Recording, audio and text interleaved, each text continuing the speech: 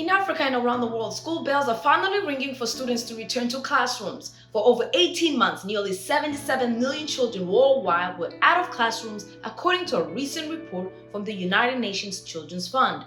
And more than 131 million students in 11 countries had no access to in-person schooling. Across Eastern and Southern Africa, it is estimated that 40% of all children are currently not in school at all due to COVID-19 closures. The World Health Organization said last year that the difficult decision to encourage governments to reopen schools amid a pandemic was a necessary one to avoid adversities such as teenage pregnancies, child abuse, substance abuse, anxiety, loneliness, just to name a few. Meanwhile, a new school year is underway, but the threats of COVID-19 continues.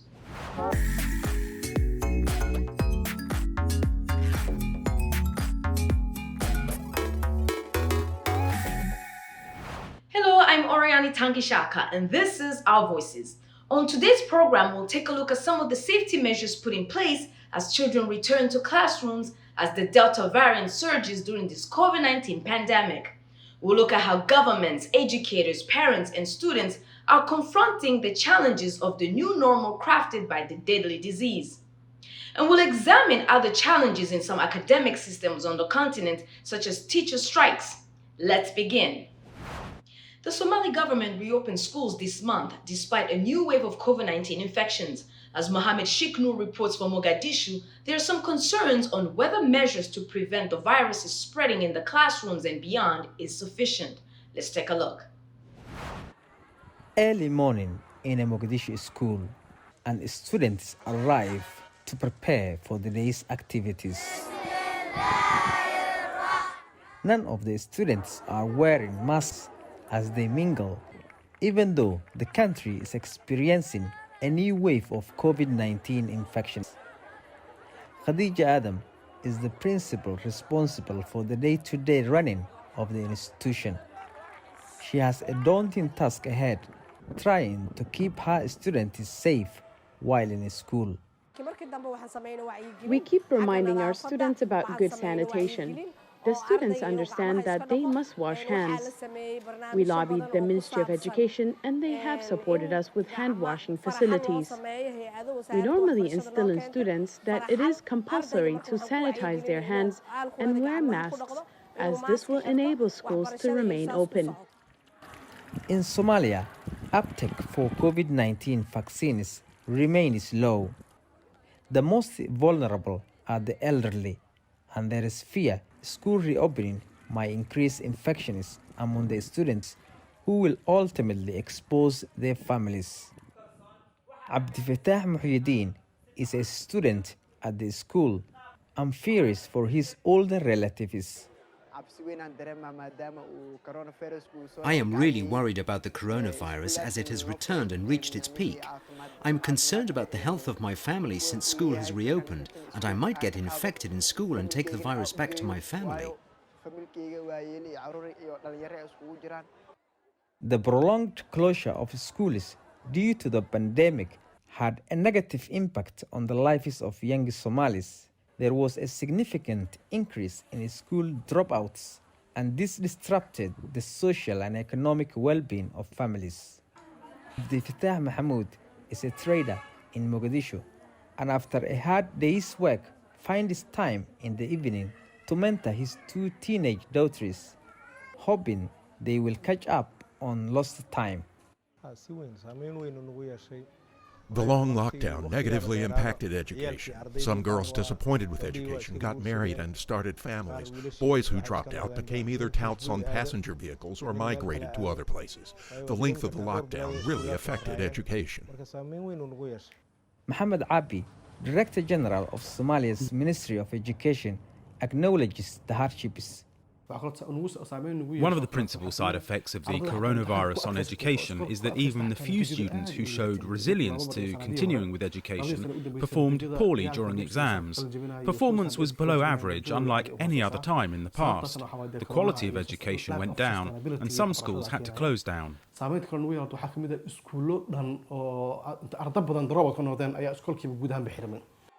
When it announced the reopening of schools, Somalia's Ministry of Education promised preventive measures were in place to ensure learning returns to normal. Students are required to wear face masks and maintain social distancing, among other measures. However, not all of these preventive measures are being followed, as seen in the Mogadishu school. Mohamed Sheikh Noor for VOA News, Mogadishu, Somalia.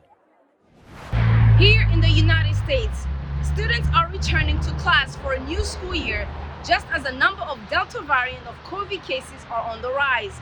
Experts say that children seem to be vulnerable to this variant, raising questions about how to protect them, especially those who are too young to be vaccinated.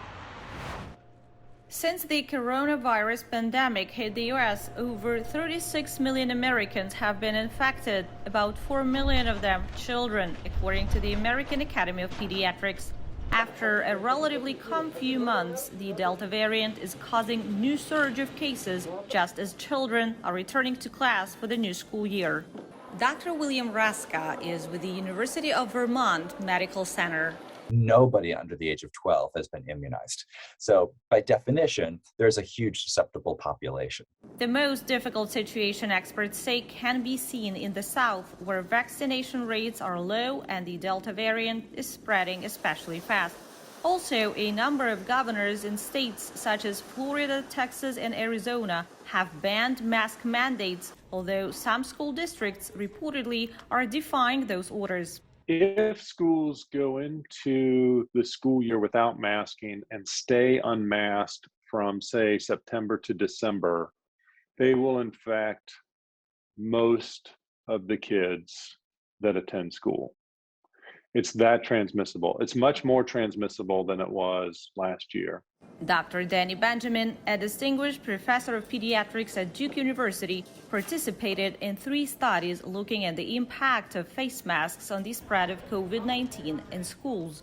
And we studied over 1 million children and adults this past spring with no distancing, 3 children to a bus seat, schools open full time for everyone. And again, the chance of a child infecting somebody else at school if they came to school with COVID was 1% or less. But those who oppose face mask mandates argue such orders violate their freedom and that wearing a face mask is a matter of personal choice and responsibility. Many others have expressed distrust of the government and its claims the vaccines are safe. Meanwhile, experts say getting more people vaccinated is key to controlling the virus. If we vaccinate the community, then the schools are safe. And then when the schools open, obviously we should try to vaccinate all our children age 12 and older. They're still not well vaccinated. With the fast spread of the Delta variant, the American Academy of Pediatrics has already encouraged healthcare regulators to approve the use of COVID vaccines for children aged 5 to 11 as soon as possible. And approval is not expected for a few more months. Daria Digoods for VOA News, Washington. Now, to discuss the current situation and students returning to school, I spoke to Dr. Eme Rurangwa, a public health expert and a senior HIV and AIDS advisor for the U.S. Agency for International Development. I began asking her about the role of governments. I believe safety in general should be part of the government process anyway. But if it's not already, safety measures such as who drops off the children, what time they are dropped off, who hands off to who, those are things that now more than ever should be looked into with more attention than before. In terms of COVID-19 specific measures, and those include face covering, social distancing, hand washing, hand sanitizers. And in addition to that, I believe government should also have in place a tracing mechanism. They should know or have at least standard operating procedures on when they have a case, what to do with it, how do they follow up to make sure that the index case and the contacts are all isolated for at least 10 days to prevent contamination or spread of the disease. In your experience with work related to human behavior, do you worry that children are being impacted deeply because of the lack of interactions, because of social distancing measures and so forth, and what their future will look like, and what can be done to mitigate such things? Yes, the lockdown and the reduced social interaction created by COVID has caused mental challenges to all of us.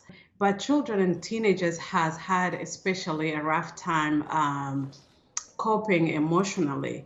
I believe first and foremost, parents and guardians need to know how to talk to their children, do frequent check-in with the children. The second thing that can be done also is to recognize the signs of stress. You'll see different behavior from different children, but there's some common stress signs that can be recognized easily. Those are change in behavior, change in mood. For the toddler, the little ones, they can regress to previous behavior, such as if they were already potty trained, they can go back to wetting themselves.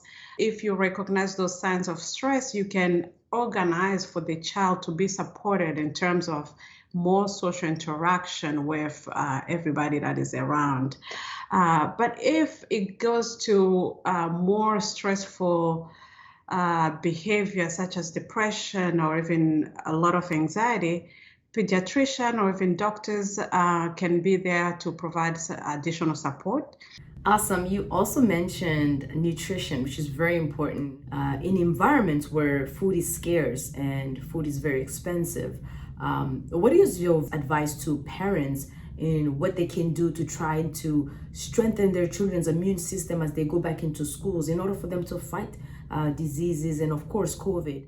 As we know, for a strong and resilient immune system to develop, there's more than just food availability that is needed. Parent and guardian will need to have basic knowledge about optimal nutrition, the food or meal prep that will give the children all the ingredients that they need, all the nutrients that they need for their immune system to be strong. So in this case, quality matters a lot rather than quantity. Something else that can be done in terms of nutrition, if we look at countrywide or government-wide, it'll be important for governments to have demographic data about the families that need their support. Where are the poor families located? How much do they have, even before the pandemic? And last but not least, physical activity, social interactions, those should be maintained throughout this time to boost the child's immune system and health in general. From India to Indonesia, Israel to Mexico, students worldwide are returning to classrooms after more than a year of the COVID-19 pandemic. But government guidelines are changing many classroom traditions. VOA's Mariama Diallo has more. The new academic year started with new pandemic guidelines for schools across the globe. Students are getting temperature checks, must have clean hands, wear masks, and in some places, don face shields. In Israel, students were tested at the start of school. All of the kids in our school performed the quick test, the antigen test. It's not mandatory, but it's something that we ask the parents to collaborate with us. So hopefully we can start the year with everybody being healthy and safe. So we did the home COVID test and it was negative, so it was good. But I had a problem with my big boy. He was afraid of it very much. And I said, I'll do it to you, don't worry, everything will be fine. So it took a while to convince him. In Mexico, thousands of schools have opened their doors in a nation with more than 30 million students. Protocols in Mexico include masks, temperature checks, and washing with hand sanitizer.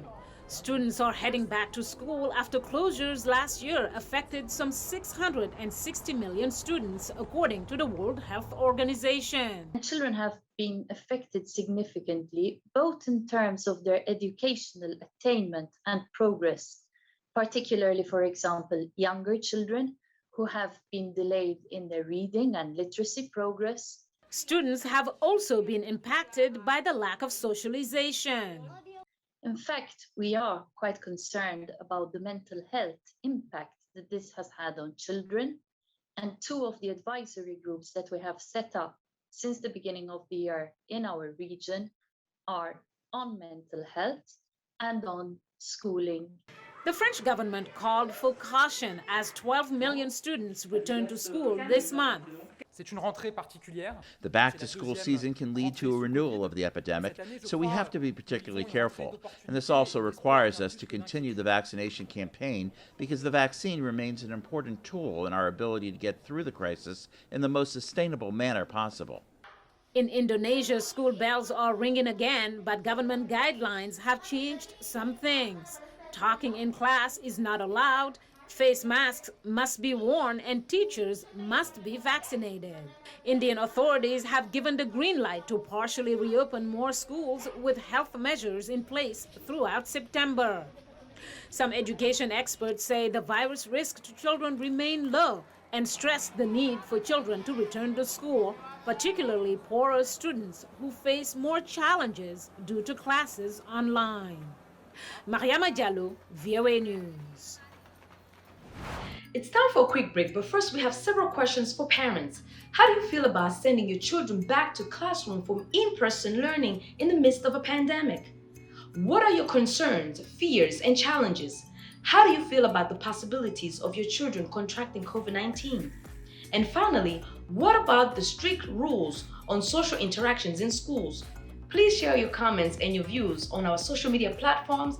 We are on Instagram, Facebook, and Twitter. Our handle is at VOA Our Voices. We're also on WhatsApp. Our number is right there on your screen. When we return, going back to school during a pandemic isn't the only worries for children returning to classrooms. In places like Zimbabwe and Cameroon, teacher strikes and school fees are also major challenges. We'll be right back.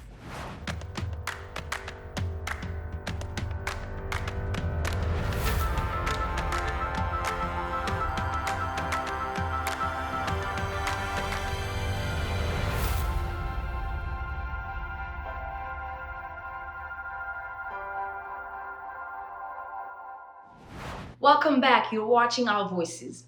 Today we're discussing the challenges and solutions in the education systems as students go back to classroom during a pandemic. In Zimbabwe, the country resumed in-class teaching this week, but thousands of teachers are protesting a lack of personal protective equipment and say they will not go back to class until the government addresses their concerns over the COVID-19 pandemic. Columbus Mavunga reports from Harare. Zimbabwe's amalgamated rural teachers union says it will only call off their strike when the government addresses their concerns. These include salaries that are below the poverty level and the lack of personal protective equipment against COVID-19. And there's negligence on the part of the responsible authority to make sure that there's enough safety to guarantee our learners and our teachers from the pandemic. They should have been providing water, adequate water supply, enough PPEs. Some students have been going to school since Monday to try learn among themselves as there are no teachers. The teachers union warns that classrooms may turn into super spreaders of COVID-19. But Zimbabwe's government says it has been working to ensure classrooms are safe. We have been putting in place new infrastructure to ensure that we decongest the existing infrastructure to ensure that there is social and physical distancing for the prevention and management of COVID-19. We have also made sure that our schools have got adequate supplies of sanitizers and water. UNICEF Zimbabwe, which welcomes school reopening, says it has been helping students and government during the COVID-19 lockdown. The two key approaches were, one, looking at how we can support the loss of learning as a result of the school closure. The second one was looking at how to keep the schools safe and ready and prepared for children to return and go back to school. Zimbabwe teachers hope such organizations can assist the government and supply the resources they require, adequate PPEs and salaries which allow them to live above the poverty line. Columbus Mavungam for VOA News, Harare. Students in Cameroon returned to school on September 6, but controversy erupted over the compulsory payment of membership fees to the parents' associations in public schools. These fees are known in Cameroon as the API fees. The amount required for this year differ from one establishment to another on the basis of any regulatory text signed by the authorities. Civil society is in uproar over the measure, which it claims violates the right to education. Our correspondent Emmanuel Julentap reports from Yaoundé. In this Yaoundé high school, the bulletin board displays the controversial note of the compulsory nature of the Parents' Association fees before any enrollment in a school. For several days now, this head of an association for the promotion and defense of human rights has denounced this measure. In view of the economic situation, it is out of the question today that we find ourselves in a public school and that a parent is told that he will pay the API of 20,000 francs. Sometimes upwards, it's 30,000, sometimes it's 40,000, 45,000 CFA francs. And the problem in all of this is that the parents are not aware of the time or day when these amounts are fixed. The headmaster of the school here, in an interview, declined to comment on the note in question, despite our insistence. With the parent-student community, there is no unanimous support for the compulsory nature of the API fees. API fees are to pay for school benches, blackboards, chalk, but in the list of school supplies, chalk is required. I have paid for chalk for my children since Friday. Where is the API money? Moi, j'ai payé la craie. J'ai payé la craie pour mes enfants. Ils parlent depuis vendredi. On m'a demandé de payer la craie, mais où est-ce que va l'argent d'APE? At the same time, it is quite true that these costs are included in it. I am not too interested, but I obey the conditions that are imposed. 6 years ago, the director of New Human Rights sounded the alarm bells in this investigative report.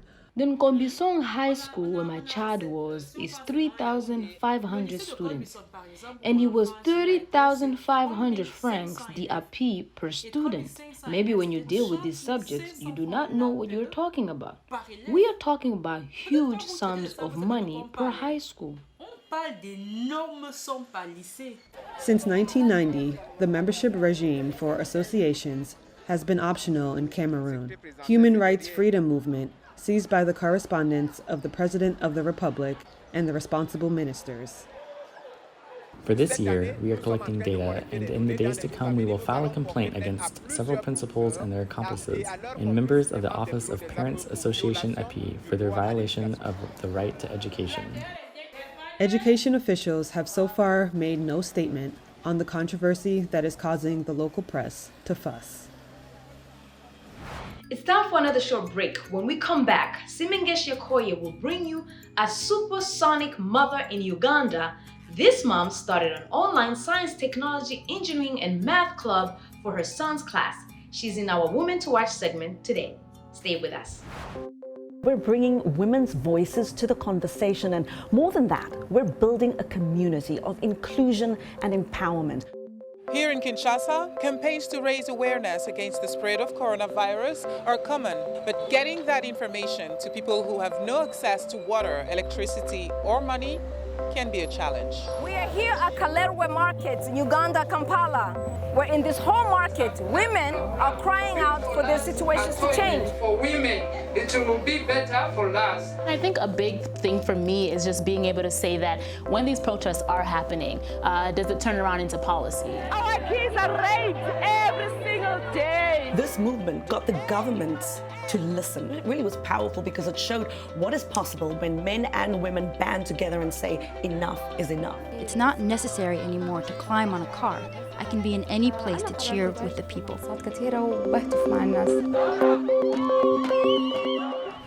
Welcome back. It's time now for our Women to Watch segment. Our voices, Simengeshi Okoye has this week's segment. Thanks, Orion, and hello, everyone. On this week's Women to Watch segment, I'm going to introduce you to a Ugandan mother who created an online STEAM club during lockdown. And now they are going supersonic. Mother of two Shamim Wanesha didn't want ongoing lockdowns to ground the sky-high ambitions of some of Uganda's children. Just before schools were closed across the East African nation, she founded the Supersonic Aviators. The club aims to keep children engaged and develop their interests in subjects like coding, aviation, space, and climate change. Look at your browser. And it's especially focused on girls such as Rachel Amuron. I hope that one day I'll be able to discover biofuels which planes can use instead of fossil fuels which damage the environment. Just 16% of Africa's more than 1 billion people use the internet, according to the International Telecommunication Union. How to save a website. But coding skills open up a world of job opportunities. Click the file. Analysts also say technological innovation is a quick way to promote lasting economic growth and development across the continent. We learn different languages. For example, we learn HTML, JavaScript, and CSS. Wanesha was inspired to learn herself after her 7-year-old son expressed an interest in coding and aviation. He became a sensation in Uganda for his impressive aircraft knowledge and budding flying skills. His mother used her own savings to start the Supersonic Aviators. It mainly caters to underprivileged children who do not have internet access. Classes are free of charge. We do flight experiences, we do camp aviation, we assemble aircrafts, they watch movies about space to motivate them, they took presentations.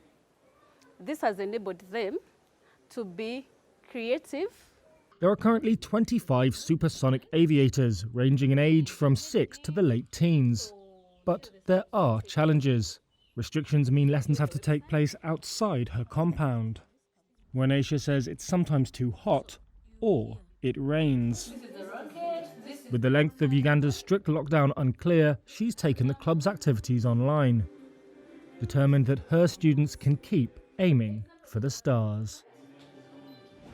Thanks, Manish, and that's where we end our show this week. Thank you to my colleagues on Our Voices, and on behalf of everyone at the Voice of America, I am Oriani Tangishaka. Stay safe.